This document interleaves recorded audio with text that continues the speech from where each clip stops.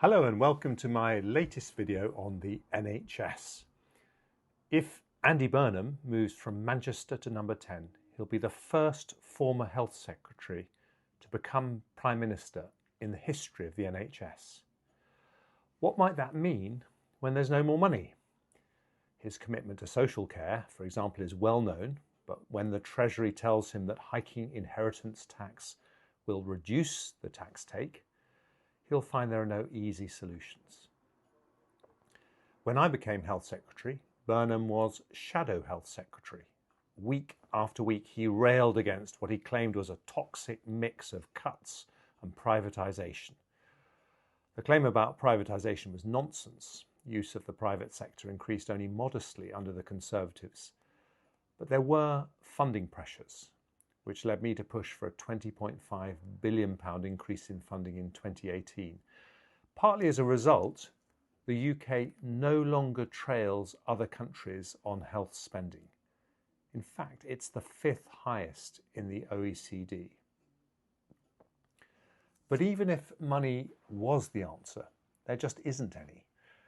That's why increases this Parliament will actually be lower than under the Conservatives in the last Parliament. So health service insiders no longer say the issue is money, but productivity. Since 2020, the total number of staff in the NHS is up by 20%, but activity has only gone up by 10%. Those increases happened because of the pandemic, but also because I was worried that we had fewer doctors per head than other countries.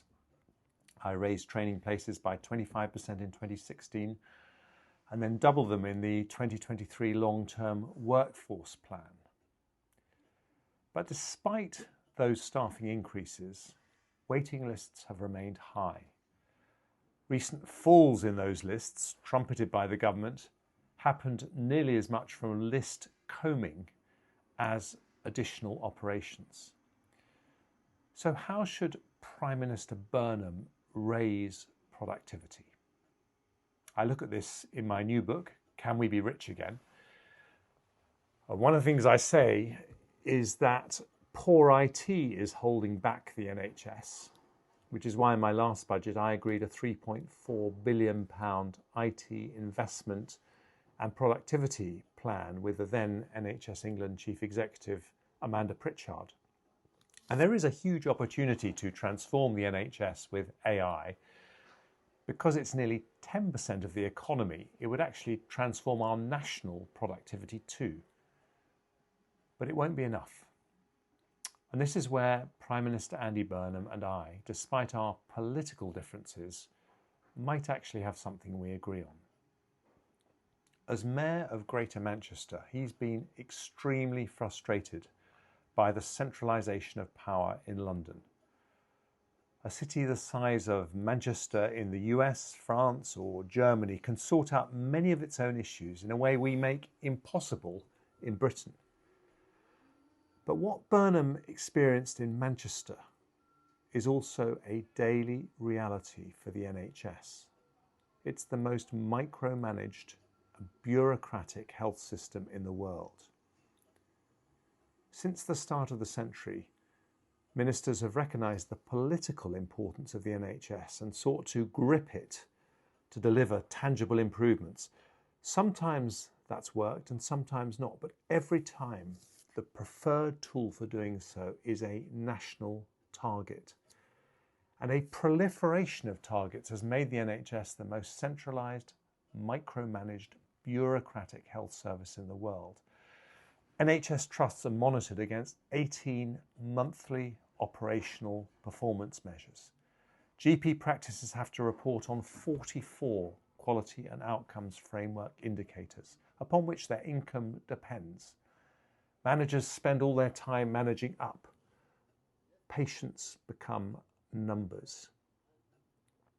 Whether for a city like Manchester or for a health system like the NHS, the problem is that excessive central control leads to less innovation, lower productivity, and more waste.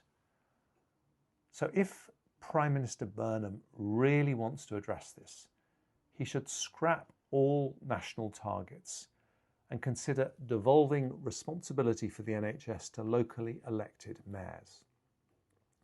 In decentralising the NHS, we'd be following the model used in Sweden or Denmark, which have broadly similar systems which deliver much better care.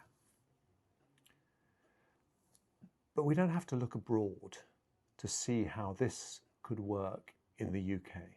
We can also look at other parts of the public sector, notably the education system.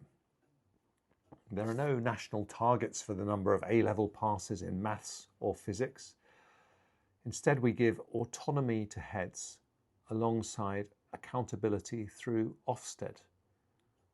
That autonomy has led to innovation, and England now has the highest reading standards in the Western world. Getting rid of targets doesn't mean removing national standards, including maximum waiting times, nor does it mean any less transparency. Schools too are required to follow national objectives, such as using phonics, and all their exam results are published. But it means a more mature approach to accountability, giving leaders the time and space to deliver improvements, rather than micromanaging them to achieve better results month in, month out. Now, Manchester was supposed to have more control over local NHS provision in Devo Manc, announced in 2016. I was part of that announcement, but there was actually little real autonomy. Hospitals still had to meet national targets, and their bosses remained accountable to NHS England more than the mayor. So let's go back to social care, something Andy Burnham cares deeply about. If responsibility for both NHS and social care provision was given to locally elected mayors, we could unlock another huge reform, namely the bringing together of health and social care. Successive governments have been trying to break down the barriers between the two services for years. This would make it happen. It wouldn't, of course, solve the funding problems in social care, but it would help in other ways, not least making it much easier for hospitals to end bed blocking by discharging patients promptly. Because local authorities and mayors aren't allowed to have a deficit, financial discipline will be a part of the restructured NHS right from the start. But being more local would also mean more flexibility, more innovation, and faster decisions, all of which would help turn the corner on productivity. Now, I profoundly disagree with Andy Burnham's soft left worldview, but on this we might just agree. Both of us have sat on top of the pyramid as health secretaries and seen how difficult it is to make such an enormous system responsive to patients. Both of us have wanted to be the health secretary that finally fixed the NHS from the top and found we couldn't.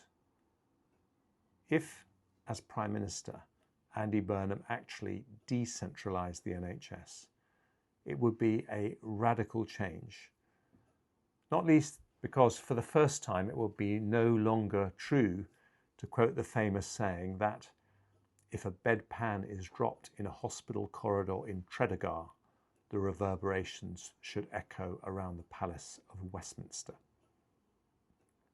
The person who used those words was Nye Bevan, the founder of the NHS.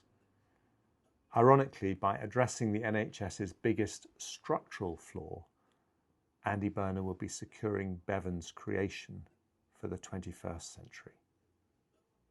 Thank you for listening and watching.